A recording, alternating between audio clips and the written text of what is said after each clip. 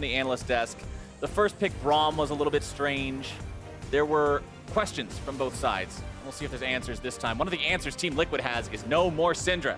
Get that out of the game. Bjergsen is not allowed to play that one again. Yeah, it's actually the most received ban towards TSM. So it gets banned against them from blue or red side very frequently. And it's even more banned against them than the classics like LeBlanc, Zac, Caitlyn. It's got a 50% ban prevalence against Bjergsen this so far this split. You know what I think that 50% comes from? They let it go through the first game. Bjergsen does Bjergsen things, and then they don't let it go through the second game. But TSM only play a lot of two-game series this split. Exactly. Thinking emoji. It's almost like this adds up. But TSM now has to do the standard red side bans. You get rid of Zac, you get rid of Caitlyn. LeBlanc and Syndra banned out by Liquid, continuing to focus on Bjergsen there in the mid lane. One more ban for each side. Then we get into the picks. TSM has one to choose from. Still plenty of good options left for what they want to ban away, as Thresh is banned out by Liquid, again paying respect towards Biofrost and his playmaking ability. Elise, a very common ban. Kalista could jump up there from TSM. Elise is the ban that jumps up. And I personally am a little baffled at why Elise is so highly banned, because I get that she's a magic damage dealing jungler and that it frees up a little bit of your composition and your damage palette, but compared to a lot of those tank junglers, she just falls off very quickly in the early game. She can snowball, I get that, but it doesn't feel like snowballing is always a very viable strategy for teams, where if you let them play something like the Elise, what's their fallback strategy once they hit the 15-minute mark? Especially a team like Team Liquid that hasn't really shown those late game macro calls. Well, Liquid will decide to lock themselves in the Gragas first. It's a powerful pick. It's a flex pick. I personally love seeing these flex picks grabbed early. It makes the enemy team keep guessing. And I don't really consider it too much of a flex pick anymore, because I feel like Gragas jungle is just by far and away better than Gragas top right now, because Gragas top can't do the triple Dorans and the like. But I definitely feel like ReignOver on this champion is what I'd like to see, because ReignOver, I think back to when he was on Fnatic, I think back when he was on Immortals with Huni. This guy would always play things like the tank junglers, the Rek'Sai, the Gragas, that meta. He definitely thrived there, and now that he's back on a tank jungler, he can be a facilitator of both engage and disengage on this champion. TSM responds by picking up their bottom lane again. They're deciding that if it ain't broke, why fix it? Grabbing Tristana and Braum for the second time, as Team Liquid picks up Corki for themselves. Yeah, and possibly a Kalista here, just once again get some engage in. Oh, GoldenGlue, I don't... that was, yeah, the look that he gave Payne there was like, what? What is going on? Well, all right, Corki and Galio both picked up. Well, I guess they're flexing all over the place right now, because Corki could be ADC, he could be mid lane, Galio could be top or mid, Gragas could be jungle or top, so you really don't know exactly where everybody's going. But if that is a Corki that's in the AD carry position in the Galio mid, it's a very heavy magic damage composition, and you would need a fantastic carry top laner to try and deal with that. Bjergsen locking in his own mid laner before the second round of bans come in, not allowing Liquid to further target his pool. Wants to get himself something he knows he can carry with. Yeah, the Cassiopeia is pretty good into the Galio, so is Taliyah. Those kind of the two that you really want to play if you don't play Fiora mid. But I definitely feel like he's up against the Corki, so this is a champion that can operate against both those, so it's a good pick from Bjergsen to take that early on. And they banned Orianna. What? Wait. Okay. You okay there, Zirene? Yeah, they banned Orianna. You good? I mean, do they know something? Okay, maybe because they're banning, like, what do you ban here if you're TSM? It would be supports. It's kind of like that's the one block. But like right there, they just banned a mid laner and they banned an AD carry, saying you're up to some shenanigans here. These could go anywhere, because they banned the Orianna, which says, okay, we think that that's the AD carry Corki and that's the Galio top, and you have to pick your mid laner. But then they also banned an AD carry, which says, okay, we're just joking. That's not Corki AD carry. That's Corki mid, and that's a Galio top. It's just like they're covering multiple options here instead of putting all their eggs in one basket. And I actually like that they ban different types of things here. Think about it like this, Zirene. You could bet $1 on a coin flip, heads or tails, or you could bet 50 cents on both outcomes, and then you always win. Wait. Yeah, that's what they did. They bet on both outcomes. As Gnar and Fiora are banned out by Team Liquid, Fiora and Gnar not on the table means that some of that carry potential is removed from Hauntzer's pool. As Sejuani locked in for Svenskeren. Been seeing a little bit of her lately with the rise of the tank junglers. This is a champion that I see you play a lot, personally, in the Riot offices. So I've got to get familiarized with how Sejuani works. Yeah, you're pretty much my motivational pick band speaker, because whenever I'm losing, I'm like, man, I just can't seem to win these games. You're like, dude, every time I look over and you're playing Seju, wow, you're always winning. Yeah, you're 9-2 on Sejuani. Just play Sejuani, Zirene. Just play Sejuani. All right. But it looks like Svenskeren's taking your advice as well. The Sejuani jumping up there in terms of the junglers that he wants here, with none being really banned except for the Elise and the Gragas being taken away. Okay, so yes, wait, hold on. All right. No. All right. Time out. I've got this. All right, let's work through this. It's Renekton top. It's Gragas jungle. Okay. I'm sorry, no, it's Renekton top. Okay. It's Gragas jungle. It's Taliyah mid. It's Corki AD carry, and it's Galio support. Okay, Galio support is the one thing that was the big curveball coming in there that we weren't really expecting. But Kled will face off against Renekton there in the top lane. Gragas versus Sejuani in the jungle. Taliyah Cassiopeia mid. Corki versus Trist bot. And Galio Braum, the support matchup. Liquid had quite a crazy draft this time around. And you know what? I like that. I like seeing a team that's up against a very difficult matchup like this really just going crazy and trying something new, trying something maybe a bit unorthodox.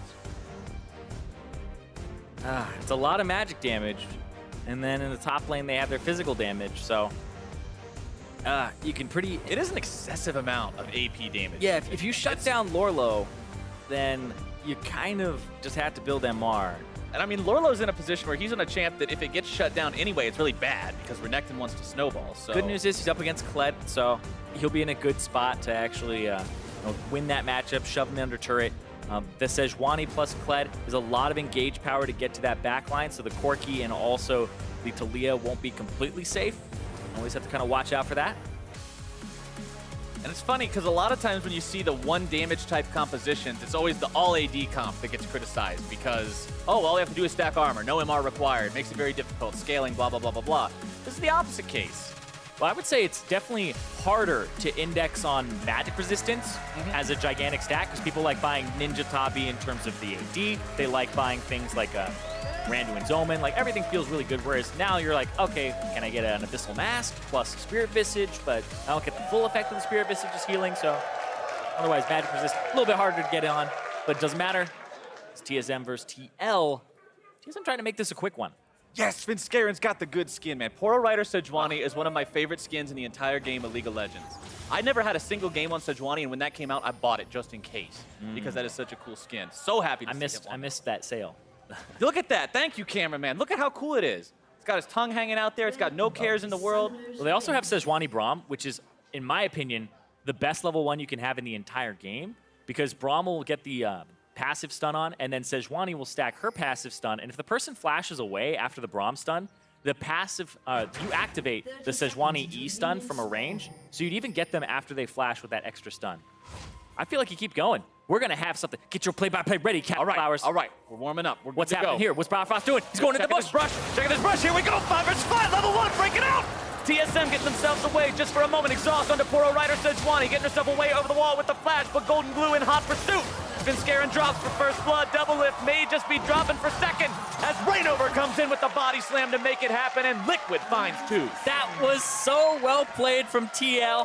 I take it all back. Best level 1 in the game. Doesn't matter if you're face checking like that and you all just get bopped by a body slam and all of the damage that came through. Let's watch that again.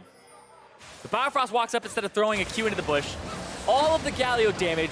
The body slam hits 3. 2 flashes immediately. And the Svenskeren flashes over the wall. They get his flash. DoubleLift's like, well, I can't do much. He flashes as well. And man. All right. That AoE potential. All right. So we've seen this from TL before. We've seen them get 4 kills. Man, he's pumped. We're pumped. Everybody's pumped. But we've seen TL get 4 kills in the beginning of a game. I think it was Counterlogic Gaming is who they got it against. The beginning of the split, week 1 or 2. And they lost that game. They have to find a way to close these leads out and abuse these leads. They have it. They have the flash advantages in a lot of lanes. They need to find a way to push it, and that's the growth I'm looking for here from TL. Because otherwise, they're getting bopped here. Oh, that landed. Oh, Winter's bite. Heal being forced out. Exhaust onto Piglet. DoubleLift doesn't have flash to chase this down. The flash that he had to expend earlier costs him getting the kill. That is why you use potions at the beginning of the trade. His potion was ticking, it saved him, so Piglet makes it out just barely, but he gets forced away from the creeps. He'll lose experience advantage. Doesn't matter that he has 2 assists. He loses EXP advantage, and he loses the fact that now he's gonna go down in gold too.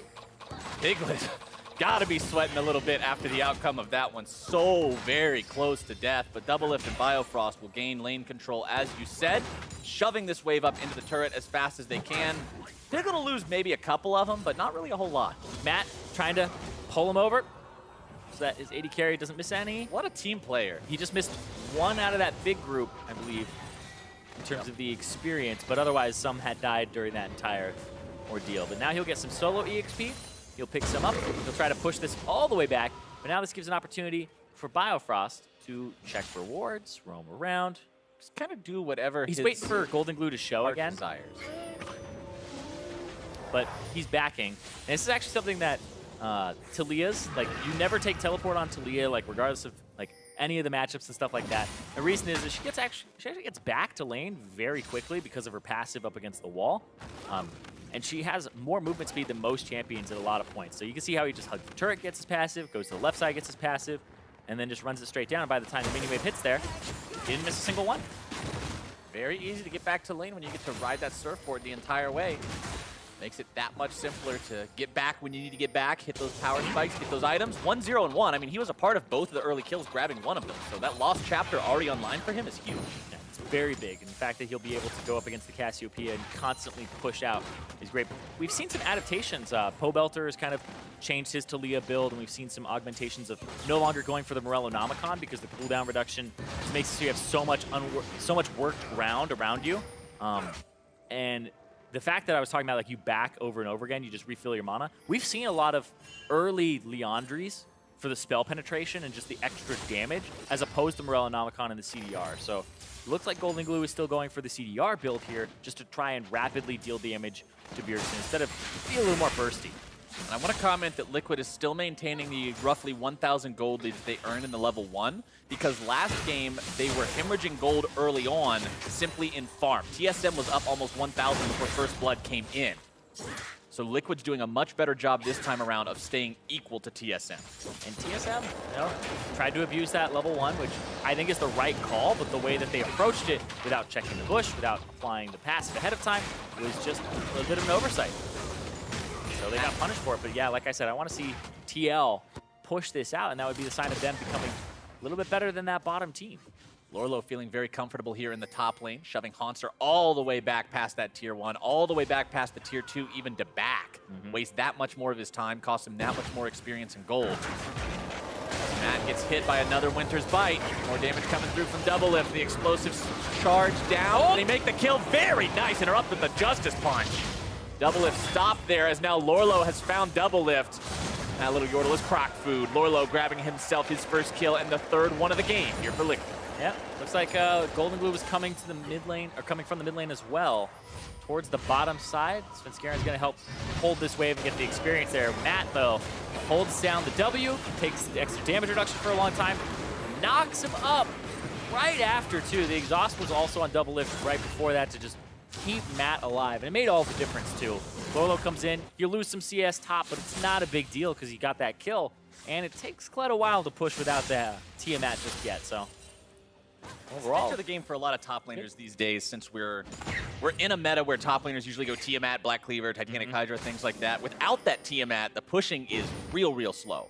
Even though the Bear Trap on a rope can hit all the minions, you can't get the second proc on them, which is where most of the damage comes from. Exactly. It's kind of low wave clear from the Kled, so he has to wait for it. And even then, you don't buy Tiamat very first item. You buy Phage into Tiamat, if anything. And if you're ahead, you go Phage, Tiamat, or just complete your Black Cleaver then.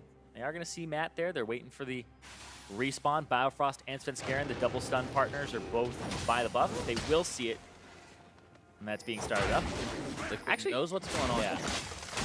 That's when you have to check manually because they didn't see any champion portraits pop up. Instead, you just see that the red buff gets pulled in. So they had to have checked that ward and looked at it. But ReignOver is not going to have access to his own red buff there as it gets stolen away by Svenskeren. Now, Sejuani's passive of doing extra damage to stun targets only works on her own stuns, correct? Yes. Not any stun target. All right. You have to cast a... So when you stun somebody with your ultimate or your passive, including monsters, you'll do a percentage of their HP. The monster one is just a flat 400, but you'll do a percentage of their HP that changes with your level. There's different breakpoints for it, like level 11 it changes, etc. And so you have to basic attack it or hit it with an ability. So if you ulti and then W the person, it'll make it break and stuff like that. There's also some good combos too, because it ends up getting to like 15% of their maximum HP at like level 11 or something. So what you do is you stun the person with your regular stun, and your regular stun doesn't lock out your ultimate stun. So you can actually do 30% of somebody's maximum HP with a stun into an R stun and just get an auto attack on both of the stuns. A deceptive amount of damage for a champion that's supposed to be a hard tank. Yeah, that was... Lourlo pops the ultimate onto Hauntzer here in the top side, knocks him off the Scarl. A little bit more damage goes down, but considering that courage meter is almost refilled already, not looking to make the dive. Get right back on that after he last hit a little bit. Bloop. Scarl, where'd you go? There you are. He's gonna walk back up here too. It's actually a full Renekton bar there as well for Lourlo. Lourlo's really being patient about this, just waiting for Hauntzer to come back up as ReignOver's works coming, his right? way up there too. Yep. All Lourlo's got to do is stun him up long enough to make it so ReignOver can make this kill happen. There you go. Damage coming through. Burst comes out. Explosive cask still available. Good flash over the wall from Hauntzer. Yeah, you didn't want an explosive cask and have it be the thing that dismounts Hauntzer, because you have to, you know, it'll put him in his place still, and he'll just dismount there if it's the killing blow. So you have to do it either at the beginning or you have to do it afterward, but didn't really do it right afterward, and you just get the flash over. Honestly, Kled's dismount is so strong against CC abilities because using them if they dismount him completely negates the CC effect of the ability. It's pretty troll effect, honestly. Something that a lot of times you don't consider fully until you play against it once and it happens, and then you don't forget. And the fact that Hauntzer's dismounted, didn't really have full knowledge either of exactly where ReignOver went, because there could have been a cheeky thing he did where he goes back to the top lane. But Hauntzer doesn't have the same type of courage that he did last time, so he'll have to back here. His teleport almost back up. 7 seconds on it, so we'll see what he does. He'll probably walk back because it's a little bit off in terms of the timer. Liquid moving themselves into the TSM topside jungle with GoldenGlue and ReignOver together. Remember, GoldenGlue has Weaver's Wall available. ReignOver has the cask as well. Didn't use it in the last fight. Yeah. He's going to continue to shove out that mid lane. And they're playing to their top side of the map here. They're doing what TSM did in game 1, where you have a shoving top lane and a shoving mid lane. So because Lourlo's winning, and also because of the fact that GoldenGlue is Taliyah, he gets to roam and affect those side lanes. So they're playing to top, trying to get that first turret off of that. He'll get it here, too. Piglet uses the package bottom side just to clear away the minion wave as well. ReignOver looks to maybe set up the kill onto Hauntzer, who tries to charge, but instead immediately finds himself colliding into Team Liquid members. Still on the run. Flash now available for Hauntzer, trying to get away. But ReignOver continues the chase along with Lourlo, who wants to go underneath this tier 2 to try to find it. Courage bar, 2/3, 3/4 of the way up there.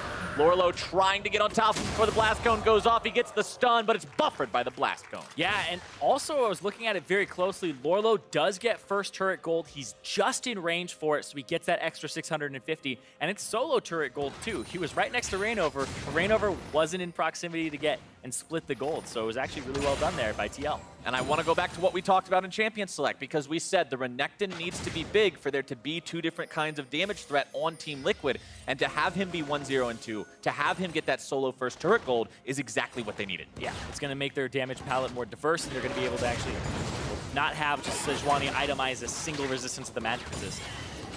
If Sejuani was able to go Cinder Hulk into a Spirit Visage or something like that, and just sit there invincible in the team fight, would have been heavily problematic for Team Liquid. But luckily for them, that is not the case. The Renekton's very scary at this point in time. Ninja Tabby already completed 2. Going to provide him a lot of extra power against both the Kled and the Tristana once those team fights roll around. DoubleLift also going to have to keep in mind this game will spike significantly later than Piglet will. Remember, Corki spikes off of a single item with the Trinity Force. DoubleLift, 3 items takes a little bit longer to get than 3. Yeah, sanity check. Or than 1. 3 items takes longer than 1, not 3. Yeah, sanity check really quickly. There is only a single longsword involved in the creation of Trinity Force. Piglet has 2. Right. So not going towards the Stinger just yet. Interesting. Stun out onto ReignOver though. Galio ulti coming in, trying to turn this one around. Edge of it barely catches Svenskeren, but nobody wants to fight this any longer. The disengage was enough. Yep. TSM backs away. And so Piglet creates the Phage, and now he has the boots, and he's going to have to sell something before he gets that Trinity Force going. I guess the extra longsword he just picked up because he didn't want to buy a dagger, and he knew he was going to use a longsword for something else in the build, so he was just like, I guess I'll take more damage. It seems strange. Yeah, the dagger turns into... Well, what does it turn into so early on in the build? Maybe you get Hexpicker, Bjergsen though, trying to pitch it down. GoldenGlue, petrifying gaze into Miasma. Nice solo kill from Bjerg. He just wrecks him there. He ends up using the Ghost and the Flash, chases him down. Even though they both got the Storm Raider Surge burst, doesn't matter. He's able to just get all the way towards him, and then the Flash stun as a GoldenGlue was trying to use the Weaver's Wall to get away. You see here, lands the Q, and then that's the signal there to pop the Ghost, go after him, gets... actually, it looks like Storm Raider Surge may have not gone off for GoldenGlue. He didn't get enough damage off early enough. Looks like it was just Bjergsen with the advantage there, yeah. Bjergsen doing a very good job of recognizing the opportunity to take his opponent down in that 1-versus-1 situation. Now Liquid pushing onto the bottom lane tier 1. They've already got one turret under their belts, and getting this second one would build that lead even further. DoubleLift staying significantly far back without Biofrost next to him just yet. Explosive Charge's passive doing a good job of getting all those minions out of the way quickly. Yeah, just clearing those waves. Piglet, oh, hold on, looking for... he just blew a summoner spell, so... Oh. Charge will sound. Hauntzer goes underneath the turret, gets knocked back by the seismic shove. He might die here. Has to disengage even further. That was almost really, really bad. Oh. He had the potion going again. Lesson number 2 of using your potions. Oh, it's a great example. It's just been 2 back-to-back ones that have been really good there. So yeah, ends up diving but not dying. But he really didn't get anything that he wanted there. ReignOver kind of tracking the fact that Bjergsen got the blue buff handed off to him. They know that Sejuani was on the bottom side. They're trying to pincer attack Bjergsen. They're trying to 3-man dive him with no sums. All right, here we go. TP coming in. TSM wants to try to save their mid laner, but the damage is too great. And it will fail. Liquid makes a very nice dive with the 3-man. And they get to teleport out of Hauntzer as well. So now they're going to start putting pressure on this mid lane. They're countering the pressure that was just used by Hauntzer. Lourlo 2 levels up, now with just a single one. But that's the pressure that he's had, is he's been able to bully that Kled out of lane, and he's been able to roam now. And this is what we wanted to see, Zirene. A Team Liquid that could get ahead and then use the lead wisely. Not go ramming their head into a wall until one or the other breaks like we saw them do mid lane last game, like we've seen them do in the past. This kind of smart, calculated play where they take advantages where they belong, now transitioning that into a Rift Herald. Yeah, and this Rift Herald pickup will be pretty big for them as well. Be able to have something to crack those tier 2s that have been very elusive for TL to actually get to. This bottom turret, though, something that they can pick up, but Piglet's going to kind of test fate here, because he also has the package. Gets himself found out, but the package is pretty much a get-out-of-jail-free card. Considering it's not interruptible by CC, once you start flying, you're gone. Yep. Update on Piglet's item build. Has the parts of the Trinity Force. Sold his refillable potion for it. So he'll still be sitting on that longsword. And the thing that is actually kind of questionable here is I'm trying to think of what Corki would build next that would involve that, if he's going for like a Gunblade. Would you say Gunblade? Question mark? Question mark? Yeah. I mean, like people go Infinity Edge or Rapid Fire Cannon second a lot on him, and those don't involve that. So this might be a longsword that he just has in his inventory for a while. Early Vamp Scepter to sit on? It's possible. Not quite sure. DoubleLift exhausted, though. Matt, the one soaking some damage from the remaining members of TSM. Very nice cast from ReignOver. TSM having to back away from this one. GoldenGlue coming in on the wall. Bjergsen will not take down Matt before he falls, and Liquid wins the fight. ReignOver with the perfect cask there. Sets him up, and I gotta say, he's been playing well all game long. The level 1 with the triple body slam. Didn't use it instantly. Now they're gonna use this Rift Herald on bot side, get this turret, and they're gonna be able to push a little bit more after this too. There's a Drake coming up in 15 seconds, so we'll see if they escort this to try to get another slam out of that. Look at this, GoldenGlue in mid versus Hauntzer. Hauntzer is gonna have to deal a little bit more here. Hauntzer tried this once and it didn't work. Second time's the charm. Solos down GoldenGlue. Yeah, got the burst there, and it was interesting because the fact that he dismounted got him an ability to use, right? So he got the pocket pistol, which will actually end up getting him remounted here too. So you just blow all of your abilities, you bear trap on a rope, everything, then you have nothing to press. You dismount. Now you have a pocket pistol and gave him that extra little burst for GoldenGlue. Quick replay of how exactly he did it. Yeah, and it's so hard to dodge him here too because he just keeps getting movement speed burst after movement speed burst. Flash, auto, into the Q to help get himself out too. And Bjergsen, no summoner spells still, no ultimate. Bjergsen's going to find himself brought down here if he's not careful. Noxious Blast trying to kite away from Lourlo, but it's not enough. That is just such a huge croc. Yeah, even when he's careful, it's not going to help him there. Lourlo now taking over this game a bit. In fact, he had that good matchup and had that good early game. been able to abuse it. I like the teleport that he had to bottom side. He didn't lose much in terms of CS top. Got him an early kill too. Even just completely punishing that top matchup and making sure, and this is the thing, he could punish that top matchup and keep pushing it in, but what he's done is he's made a very conscious choice to help GoldenGlue. Keep going mid, shut down Bjergsen, and try to make something happen there. DoubleLift caught between a rock, a hard place, and a Taliyah wall. Luckily, has Biofrost to jump over and keep him safe with the Unbreakable. AKA triple rock. Triple rock. Better than rock, paper, or scissors, as Lourlo and the rest of Team Liquid are now pushing onto the tier 2 top side. Taunt channeled by Matt just to try to buy a little bit of time as Hauntzer makes his way into 4. Stun comes out from Sejuani onto Piglet. More damage coming through. Svenskeren able to get that shut down onto the enemy AD carry. Not a shutdown completely. He only had 1 kill, but still shutting him out for the next 25 seconds of the game will be helpful in allowing TSM to get a little bit of footing. Yeah, and TSM, you know, that's the beauty of the Sejuani pick. It's kind of like you can pick the Maokai for the AoE engage. The Sejuani is that pick and that long duration stun, as well as a little bit of a clearing power, but plus the game goes on. Kled's hanging out here. Kled's gonna go in. Charge sounded.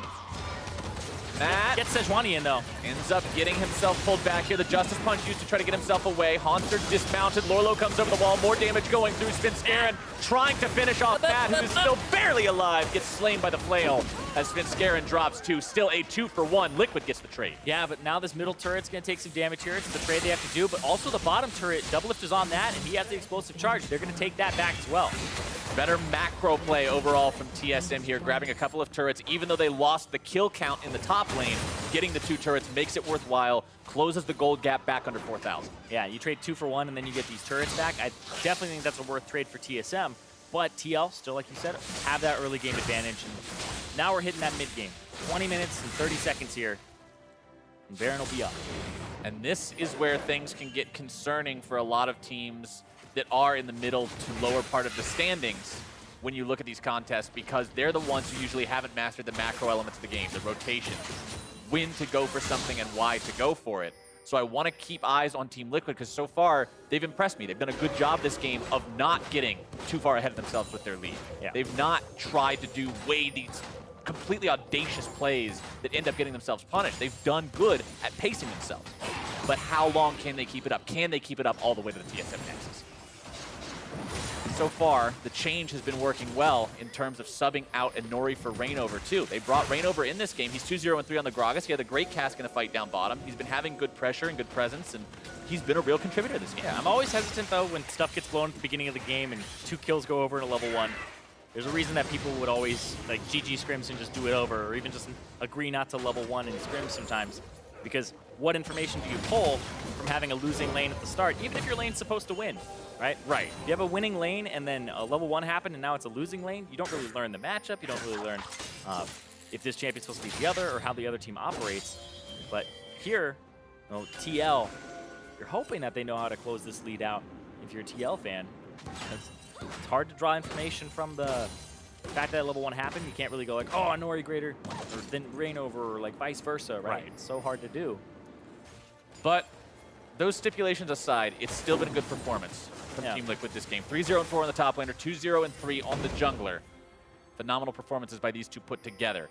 Yeah. As you can see, more tank items being built by ReignOver. You mentioned it last game, the Gragas capable of building that purely tanky build now. Hauntzer gets caught out a bit here by GoldenGlue, charging away to safety. That ult being used defensively, though, is a good sign for Team Liquid. They know that's one less tool to potentially catch them out as they push for the final standing turret outside of the TSM base. Yeah, and they're using Lourlo constantly to be the split pusher. Wherever he goes, these turrets are going to drop. And now they have all 6 of those outer turrets. Might get flanked here. Interesting. You can't let the Cassiopeia have too much time with the Baron, so you want control of this area here. ReignOver might be looking for a fight.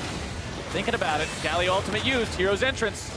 Matt lands, taunt channeled, not within range of anybody on TSM. Biofrost separated from the rest of the team. Hauntzer now there in the middle. Lourlo going to be also tanking right there on the front lines for Team Liquid. TSM forced back, but they have been able to find 1 death so far, as Liquid may be in a spot to continue this fight. They're up 1.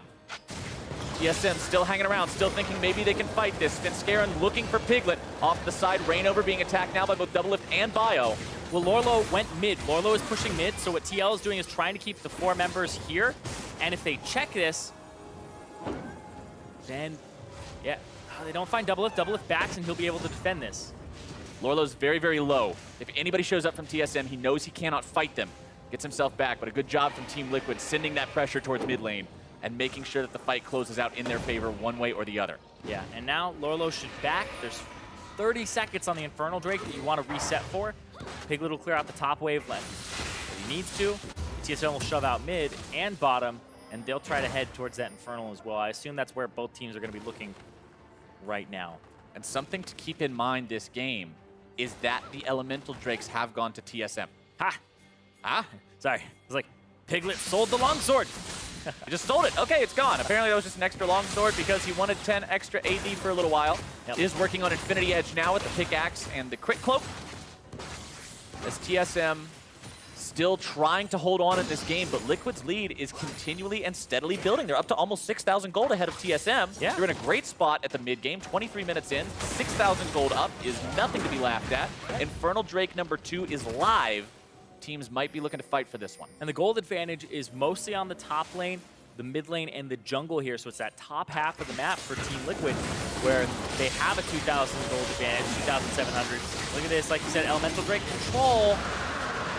Still going over to TSM because they just shoved the waves out. They did the dirty work of messing around with your lanes before the fight, and it might pay off. Liquid starting it off here. Biofrost coming out. Beautiful! Massive damage comes into the TSM lines. Bjergsen's already down. A lot being poured back into Lourlo. 1-for-1 trade so far, but now Liquid still looking to make more happen.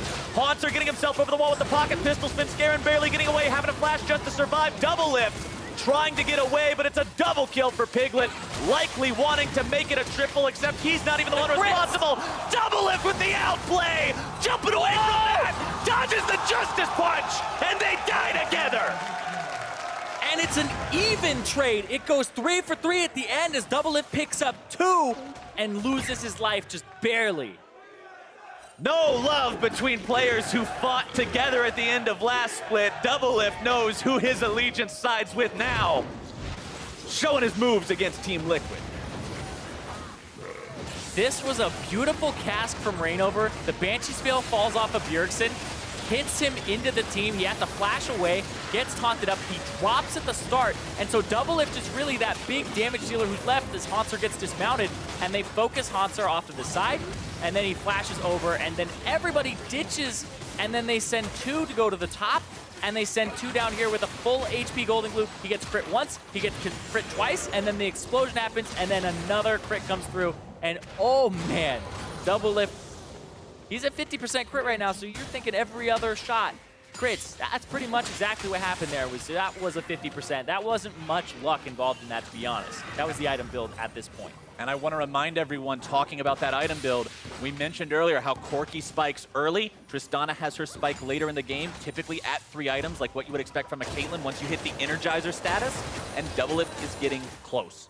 Yeah, DoubleLift almost there. Does have a last whisper to try and deal with the Frozen Heart and Gargoyle Stoneplate that have been purchased. The Frozen Heart, the big one from ReignOver that'll slow him down, and that's pretty much an item that's just for him. Kled has pretty much max attack speed when he's using his W anyway, so trying to make sure he can't just remount as quickly, but also, like I was saying, it's mostly for DoubleLift.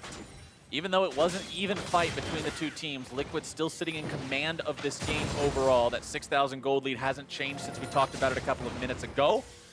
With the Gargoyle Stoneplate combination completed on the Lourlo, he's going to be an absolute menace in these team fights as well, as TSM will have to be very careful about the fights they choose. If DoubleLift also just purchased, hold on though, trying to take a little bit of a fight. Svenskaren's very tanky on those front lines. Glacial Fissure going comes in. out, going to be laid down in the middle of this tight corridor, and they take out Piglet! This could be the fight TSM looks for. Lourlo on the front line, how long is he going to be able to tank for? He's got the stone plate, but he's still the target alone of all 5 TSM members. Biofrost nearly taken down as DoubleLift goes in aggro, looking for the damage onto GoldenGlue once more. Matt jumps in, the heroic sacrifice, and the triple kill for DoubleLift. I can't believe what just happened. Piglet jumped in, eats 2 crits, dies, and now TSM are in control of the game. ReignOver's gonna have to steal this. He has to be a hero here, but instead he's gonna be jumped on by D-Lift. Again, the late quadra for the AD carry from TSM. This has just gone from good to bad in the blink of an eye. I was just talking about this at the beginning of the game, where you just had that feeling that the team has proven time and time again, a top team like TSM, split after split, that they always make the finals. There's a reason that happens. Those clutch moments, those decisions, they just make them a little bit better than their opponent, and it makes all the difference. Watch Piglet here, the Valkyrie forward. Can't flash away because he Valkyrie's right onto the grounded effect. Eats 2 shots, a static shift crit, another crit from DoubleLift, and another auto, and he's dead. And he was trying to Valkyrie in, kill, and flash away, but the miasma was there, so that was DoubleLift and Bjergsen both shutting that down. From blue skies to dark clouds for Team Liquid, things were looking so good, and now DoubleLift, the expression on his face, that had to be when Piglet jumped into the fight. Yeah. Wondering why Corki was in the middle of everyone, but not complaining. 7,451 damage in that fight. Good God. Yeah, that's how you AD carry. That is an insane damage number. I was going to try to add all those up and be like, did he just do more than the entire enemy team? I think he got very close. Yeah, the numbers are probably similar enough to that we could say it and nobody would flame us too hard for it. But now, TSM, along with that Tristana being such a threat in the team fight, she is a monster at pushing down turrets too.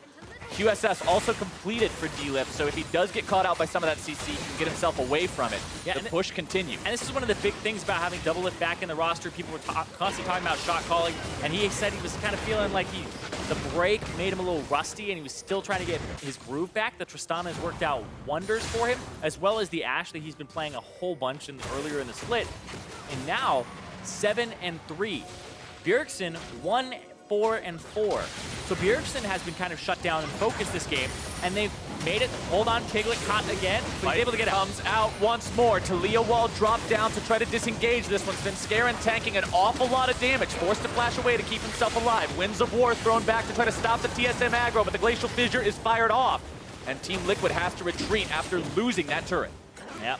Like I was saying, though, DoubleLift, keep bringing him back, gives TSM another carry that they've been looking for. Hauntzer was stepping up and playing a few carries, but just having everybody have potential carry games is what you want on a top team. And TSM are showing, even if they're behind against TL, which is not the greatest sign at all, that they still have ways back into the game.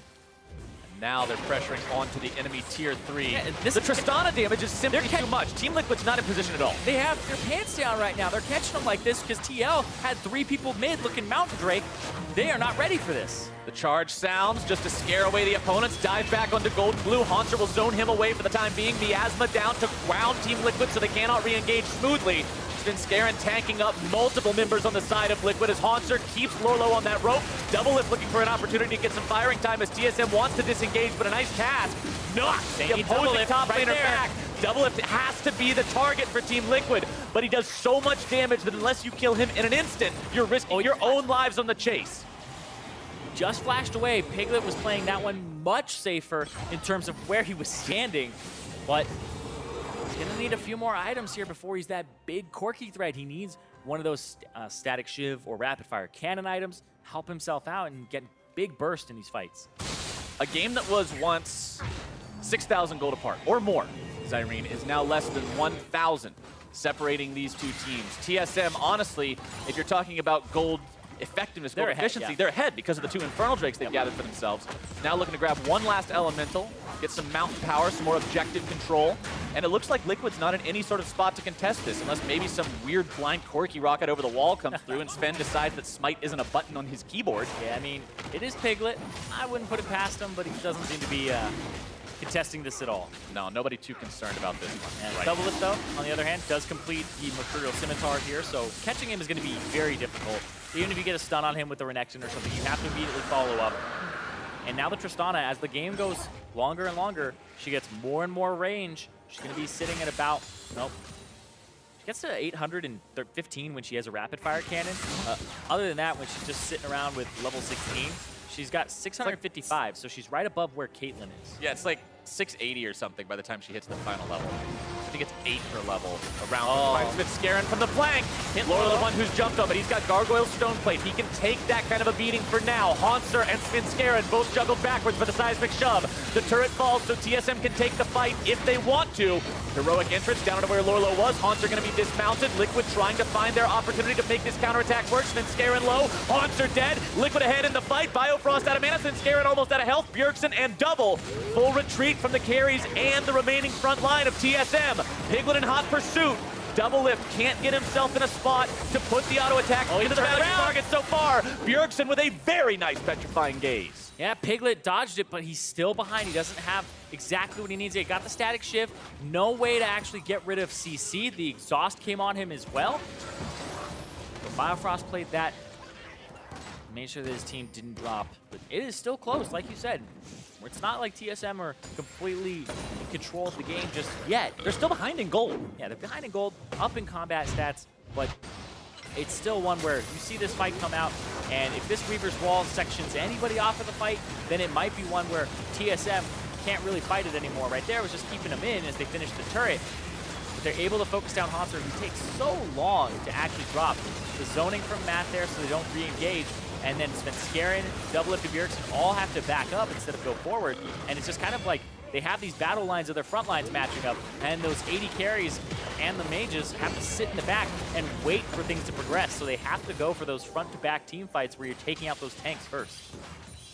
TSM now without Baron buff, without anything multiplying their capabilities. Sansa's Infernal Drakes has to think about the Baron spawning in 40 seconds. Team Liquid also has to keep an eye on that. They cannot afford to let TSM have something like that.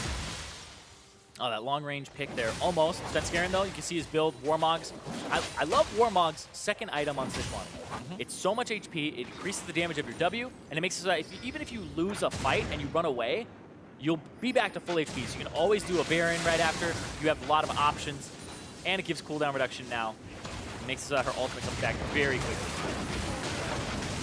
Fight so close to breaking out between these two sides. TSM wanting to go for the flank here. Well, this is the problem. TL, they push mid, but look at that gigantic wave on top side. Their inhibitor's been down. This gives TSM the kind of allows them to be on this Baron. And look here, they have the inside track on the top. They could just push it in. That inhibitor is pretty close to coming back up, but they're going to fake it, go back towards the Baron, check it for wards. There's wall to stop him. I don't know if that stops him. Not today, but they don't even care about it. They've got Cassio plus Tristana. They melt this Baron incredibly quickly. GoldenGlue and the rest of Team Liquid may have something to say about it, but it's going to have to be a very quick word because TSM already has the objective.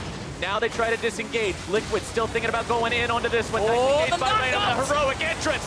Will juggle a couple up into the air, but is it Bjerg? Is it Double? Those are the ones who matter. Double is off to the side, up in the top, as Lourlo has to retreat away from Hauntzer, who charges into the back line of Team Liquid, and TSM is on the offensive. Piglet goes down first. They're going to take Lourlo down next. DoubleLift's on the front lines. Who's going to be stopping him? The answer is GoldenGlue, as Sven nearly falls, but will live until the barrel takes him out. That poor, adorable Poro. Team Liquid, 2 left alive. DoubleLift made such a good move in the middle of that fight. Matt was full HP, and he was about to try and re-engage on the backside, and DoubleLift hits the blast cone, and it removes Matt completely, and now he's going to lose his life to Hauntzer. Hauntzer spending the flash to make sure he gets Matt here, takes him out for another 45 seconds, and allows Bjergsen the ability to push in this top side, while Biofrost pushes up mid lane. Yeah, and they're trying to just maximize what they can get. I don't know if they're going to get this inhibitor just yet. It's going to leave it. They're going to leave it to Hauntzer. Piglet's up in 8 seconds here. Want to grab the turret while they can, while there's no resistance from the enemy team. The inhibitor itself will be free since nothing's protecting it. The minions finish it off. TSM gets themselves away with a fight victory and objective. And watch this. So what TSM do is there's the dive on the back line. Everybody kind of regroups. That blast cone on the left, Matt's going to go up there, and then as soon as the blast cone gets hit, they go, okay, watch DoubleLift. He's going to hit it here. Knocks him away, and they go, oh, 4v5, let's go on the right side. And they immediately go in. It's as if that Galio was dead, and they go on the right side as soon as the Kled ulti's in too. Matt got divided, and they were able to pick this fight. I thought for sure Svenskeren was going to live too, and then flop. Yeah, and it looked like Hauntzer was going to try to end the game there with a teleport, but then Matt walked up and just gave him the taunt. And look at GoldenGlue trying his hardest to do enough damage to keep his team afloat in these team fights. 7,500, putting in as much work as DoubleLift did for TSM earlier. Getting closer and closer to full build on this Taliyah. 3.5 items done going for Leandries, but now TSM is again just so frightening with this Baron buff up and running. It's hard to defend. It's really hard to defend. It's very hard to defend. The Taliyah pretty much is your sole source of wave clear here. You can use the Corki a bit and the barrels, but clearing these things out becomes kind of rough. TSM has one inhibitor turret left to take down. Remember, there's one inhibitor down and one exposed on the side of Liquid. Yeah, and TSM have kind of all the options here. Even though it's a 1,200 gold lead for TSM, all the Drakes, they have a Cassiopeia who I think could actually solo this right here, the Elder Dragon that just came up with the Mountain Drake that she has. And also the fact that Cassiopeia doesn't buy boots or anything like that. He has the Dark Seal with 9 stacks. Will have that multiplied by the fact that he has Infernals. They're trying to engage, but it's just not that simple. Liquid wants to punish them for this 4v5 situation, but Bjergsen takes still on the Elder. One more Twin Fang gets it, and now TSM says, okay, we can re-engage. The very powerful Elder Drake buff, by the way. The catch out onto GoldenGlue. If they can take down him, that's got to be the final fight of the game. That's going to be number 2. Hauntzer into the back line. Piglet collapsed on and stuck to like glue. Hauntzer has got himself the kill. Svenskeren grabbing the next one onto Lourlo. ReignOver will make the ace. And TSM, from the ashes of defeat and the flames of an Elder Dragon, finds their victory. Oh, and you can see there, Piglet. It was a game that they were ahead in. It's a game that they had a lead in, but TL can't close it out, and TSM will take it 2-0. A rough early game. It looked really bad there for a while, but there's a reason everyone sees this team as number 1 in the NA LCS right now, Zirene. Yeah, another 2-0 for TSM. This is not the TSM we had in spring with all the 2-1s. They're looking very clean, the least losses in games out of all the teams in the NA LCS, and they will end week 6 in a 3-way tie for first. 3-way tie for first for TSM. More low placement for Team Liquid. Came into this match 10th. Still going to be 10th leaving this match. They've got to start finding some success soon, whether it's through those roster changes or like we were talking about, making changes in the draft. Liquid needs to dial in on some form of success because holding their own against TSM like they did in this series early on was very impressive from them. Going up 6,000 gold against TSM was very impressive. But they've got to isolate what those errors are in the mid-game that is causing them those problems, causing these losses, and find a way to fix that.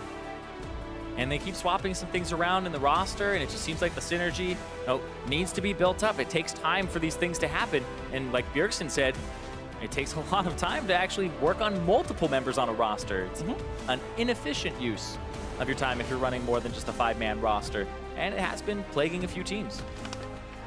But, like I said, the bright side for Team Liquid, they were able to go toe-to-toe with TSM. This wasn't a game that we walked into, and TSM just stomped both games. It was GG at 25. Everything was sugar and rainbows for TSM. Liquid put up one hell of a fight. Yeah, but you always had that feeling that they were never completely in control. And TSM, it's kind of funny because like if people don't punish your mistakes, you don't realize you're making those mistakes. And TSM punish a lot of the mistakes that TL make where they're farming side lanes or they aren't being proactive. Think back to game 1 where the side waves had been shoved in and then TL went to go get them. And TSM go, now's our chance to go kill mid, kill Piglet. Then they got the inhibitor at 23 minutes. Like that is an insane play to make from behind, but it comes off your wave management and your macro play. Yeah, it's kind of the difference that you talk about in playing not to lose as opposed to playing to win. TSM always looking for the fastest, most effective way to find the win. Liquid says, okay, we're ahead. We can continue scaling. We continue pushing towards winning later. But they don't have that trigger pull now. And not having the now means TSM can seize it. Yeah, and it's always kind of the conditions of what you need to do to win, where TSM, even if they're behind, they'll say, what do we need to do to win? And a lot of the times when they're behind early like that, sometimes the way that you win is you just make sure that you're playing slowly, right? That you slow down the enemy, and they did a little bit of that. Lourlo was getting TPs off and getting kills, but then it came to the team fights later on, the picks and the way that they were able to just accelerate the game and play better macro. TSM were able to leverage that, and something that's been jumping out to me here is that was a 38.5 minute game, and DoubleLift did 53,000 damage. He did almost 1,400 damage per minute. That is an insane number. I mean, when people hit 1,000, you're just like, oh, that's really good. 1,400 damage per minute. I mean, we saw the one fight, the damage recap, that was over 7K, and a lot of the fights were very similar to that one. But for a first-hand account on how TSM took the series, let's hear from Jat and the victorious bot laner himself. It was bad. Hey, thank you very much, guys. And yes, I'm joined by DoubleLift. And you seem a little bit nonplussed over the victory over Team Liquid. I know you guys came back from Rift Rivals. You beat Phoenix 1 yesterday. Seemed like you struggled a little bit in the games against Team Liquid. What did you feel about these games? I feel like we haven't really improved that much in the last 2 weeks because we went to Rift Rivals and we were playing at our level and we were just trying to maintain our form. And then we came back and there's a couple days of jet lag, and then against Phoenix 1, we lost Baron both games versus Kalista, which is a very common Kalista strat that we should never fall for. And then against Team Liquid, we're just doing monkey plays and being behind early. I think I'm not playing very well early game because I just keep falling behind as Tristana. And like, you should try to be as little behind as possible as Trist because you're gonna outscale their AD anyways. And yeah, I think we're just not playing to our win condition very well, and we're letting teams like Team Liquid, bottom of the league, snowball. I mean, you say that, but they didn't snowball for the victory. As Zirene mentioned a few times, 1,400 damage per minute on Tristana. That's quite high. But even while I was talking with you just now, you said you didn't play very well. How did you guys turn this one around against Team Liquid since they had gotten that early lead? Well, after the other game, we kind of did a count, and no one was ahead. So, except for actually Bjergsen was ahead. So we just decided to play mostly around mid and tried to play safe in the sides. And I think we were just able to turn around because Team Liquid doesn't know how to win when they're ahead. And like, but not because we're super good at coming back, because I feel like when you have Taliyah and you're ahead, you should be able to take towers every time Taliyah has ulti. But yeah, they just were really bad at closing the game, and I think their comp was super magic damage heavy. They only had Renekton for physical. So we outscaled them because they let us outscale them. But I don't know, in terms of damage per minute though, I had that 1v2, and that was like probably my best play of the game. And then the other ones, I think their front line was just taking so much damage for free. They didn't know, like, they didn't all go at once. They just, one person went in, and then the other two went in, and then the first person who went in goes back in. It's just, they don't have good coordination, so I'm just able to free hit every team fight. Well, you free hit a lot of them. That was a good job. Looking at you now, you move into a tie for first place. Even though TSM seemed to have kind of a slow start to the split, you thought maybe you'd slump after Rift Rivals. The other teams went 0-2, you guys went 2-0. Where do you go from here? 3 weeks left in the North American LCS, tied for first. I didn't expect CLG to lose, actually. I think they're looking really good, and then I thought they would have sole possession at first. So I think we're pretty happy that we're first place in the regular split. It definitely helps in playoffs to have the bye and have the first seed. So yeah, we're just hopefully gonna take it up from here. Obviously, we went 2-0 in both our games this weekend, but it was like, there were pretty glaring problems with our play, and I think we're just having some bad habits, and I'm playing bad. The team as a whole, we're just not functioning super well early game, so we're just gonna fix that. Also, it's a new patch, so I think that'll help us in a way. Why do you say it'll help you as a patch? Also, 7.14 will be another new patch that comes in next week. Why would new patches necessarily help TSM? I think our early game right now is like not super good, so a new patch will kind of reset it, and then everyone will come from this like a reset level of trying to learn the game of, oh, like what champions are good and how do you snowball early game with the new items with lethality. And the game is going to be super explosive with lethality champions coming back, so I think Bjergsen will be able to carry even harder than he already is. All right, well, thank you very much, DoubleLift. Congratulations on the win. 3-way tie at first now between TSM, CLG, and Immortals as we move into the final 3 weeks. But for now, we're going to send it to the desk to close out the series. Thank you very much, Jay. Yep, TSM coming away with the victory over Team Liquid here. Of course, it was a couple comeback wins in order to make it happen, but they do move to that 9-3 record. They do tie CLG and Immortals. 3-way tie for first place. Going to make the last few weeks of the NA LCS very, very interesting in terms of where those teams fall when we move into that playoff picture. But we got a lot to break down here, starting first with Champions Life, because Team Liquid tried a couple cute things here with flex picks throughout, but or rather in multiple slots. Right, so they end their first draft phase with Gragas, Corki, Galio, both your solo laners supposedly already showing. So TSM, of course, takes Cassio because the Corki has to go mid. The Galio flexes out. It's going top for sure. And then you take your Sejuani, and luckily they did not save their jungle pick for last, otherwise they would have got double counter-picked. Instead, they suddenly take Renekton, Taliyah, show that both the Corki and the Galio are going somewhere else, right? But what I really like out of TSM is that they kind of sniffed this out a little bit because they still banned Orianna in the first rotation, or in the second ban phase. Right, because they're saying... As well as Kalista. As well as Kalista. So they're aware of the fact that, this could be the lineup and then TL takes Kalista late. Or if they do flex the Corki down bottom and then Ori goes mid, that's actually a counter pick to the Cassiopeia as opposed to Taliyah, which just goes more even. So this is actually pretty heads up to avoid getting as exploited as they could have. Right, so, some cute little tricks here from Team Liquid in Champion Select, one of which was somewhat called by TSM, so good on them to react to that properly. But, hey, Champ Select goes out the window when you have crazy level 1s like we did in this game. Oh, yeah. Team Liquid with the intelligent 5-man stack here in the jungle as TSM tries the invade. Gonna make sure, or gonna rather net large advantages for this Team Liquid squad. You get a little point of view of the champions here. This would be terrifying. Yeah, if you didn't have them sitting in that brush, you have no idea that, oh my god, everyone's in there. This is a horrible team to face check. Obviously, Galio hits a huge taunt, locking everybody up. Taliyah's fantastic DPS Corki, at level 1. Corki, Foss Bomb, AoE, and Gragas Q or E, whichever one he took there. I think I missed it, but AoE either way. So, you know, TSM kind of gets just instantly blown up and has no chance to really answer back in the level 1 skirmish. 2 kills over to Team Liquid, so we're looking at this and saying, all right, if they play intelligently with the lane, with the lane matchups that they have, there's a pretty good chance that they can continue to push these advantages, close out the game. We're going to start rolling through some replays here and see what actually happened. 16 minutes into the game, Team Liquid, they have a really nice collapse onto an aggressive Team Liquid or Team TSM play.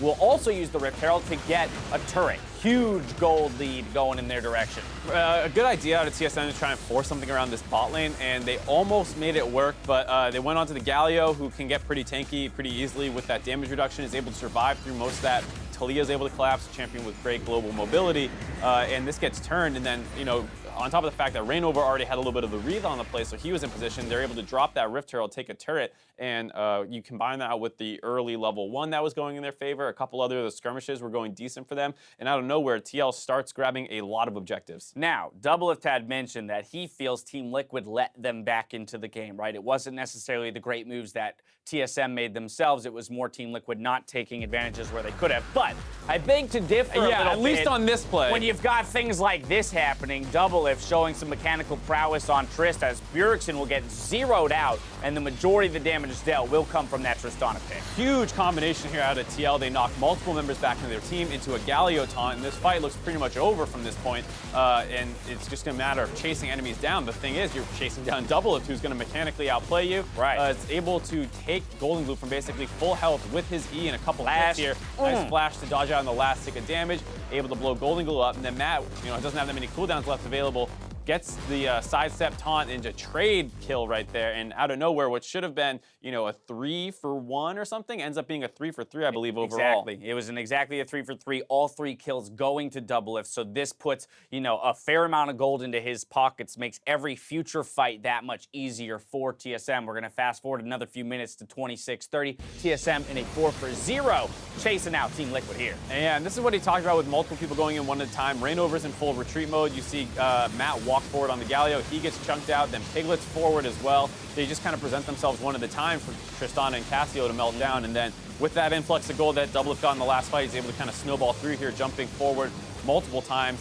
Gets onto GoldenGlue, who's able to survive as Matt kind of gives himself up as the sacrificial lamb, but you end up taking 3 people down right next to the Baron, and this is kind of the catalyst for TSM getting back in the game. This is tough, though, too, right? Because Team Liquid with a lead the way they did, right? You want to sit here and say they should absolutely have won this game. But then I watch fights like that, and I'm like, what could Team Liquid have done better, for example, in that Dragon River fight to make sure that DoubleLift doesn't turn it into a 3-for-3, right? I couldn't really have asked anything more of Team Liquid in that case. And that's where I'll return to DoubleLift's interview, where he spoke about needing to use the Taliyah more effectively. He was saying, if you have a lead as large as the one Team Liquid have, every single time that Taliyah ultimate is up, you should be taking a turret, completely uncontested. For the most part, but TL actually did grab a pretty good handful of turrets this game. It just came down to, it was around a 6,000 gold lead around that Baron when they ultimately lost it. They were super clumped up deep in the jungle. Usually you don't quite see that. It's usually people spread out a little bit more, and then just your vision control people, like your support and jungler, are working in that area to get the vision while everyone else is pressured in and dealing with minion waves. The fact that they were clumped up as 5 right there, as well as kind of presenting themselves one at a time, allowed TSM to kind of melt them front to back. So I'd have to take another look at the setup before that fight a little bit more to know why TL had so many members so close together in that situation. And I do agree that, like, from 6,000 gold ahead with that comp, you should win. True, you are all magic damage, but it hadn't quite hit that point yet where you can no longer kill TSM's front line. And the big problem was that Piglet just died right away at the start of the fight. Exactly. But all this said, basically what I'm getting at is that Team Liquid actually did do a lot right early. And again, you saw there in that fight, even, you know, where things really started to feel like the tides were shifting, it was very much because DoubleLift is just a rock star, not so much because Team Liquid is doing things incorrectly in that moment. DoubleLift will pick up player of the game on that Tristana. He was measured in his self-assessment, but I'll be a little bit braggadocious for him, at least in this game. He performed. Yeah, absolutely. DoubleLift smashed come the late game. I agree with what he's saying. The early game, not great, especially in game 1. Game 2, I mean, that level 1 happens sometimes, and you end up far behind just based off that. That was kind of the situation, and it can be hard to play that game out. I mean, he did talk about Bjergsen having a good individual play, solo killing GoldenGlue in both games by himself, which alleviates some of that early game pressure, but if you're being critical of TL, that's not like why you lost the game. Right, exactly. And for TSM, we've learned, hey, they can recover, right? Because that is a pretty disastrous early game that they're able to recover from. But by the same token, there's got to be some concern at the fact that they went down in both games against the last place team in the North American LCS, when at the start of the day, we were calling them definitively the best team in North America. And the thing, too, is some teams in North America have been, you know, weaker teams, but with his, like, strong early games, like an Echo Fox and Envy last season. Yeah, Envy last split. Yeah. TL is not that team. They do not have a dominating early game. So to be falling behind like this is concerning, and I think you can hear DoubleLift kind of saying, maybe this patch isn't exactly like we don't have it 100% figured out. Please get us out of here. Right. Well, good news for them then. We're about to go through a number of patch changes that will probably largely shift the meta, as he mentioned, lethality being a big a part of those changes. Either way, TSM comes away with a 2-0 victory to move to 9-3, tying up with both CLG and Immortals at the top slot. While we speak here, over on NA LCS 2, Echo Fox and Envy are tied 1-1.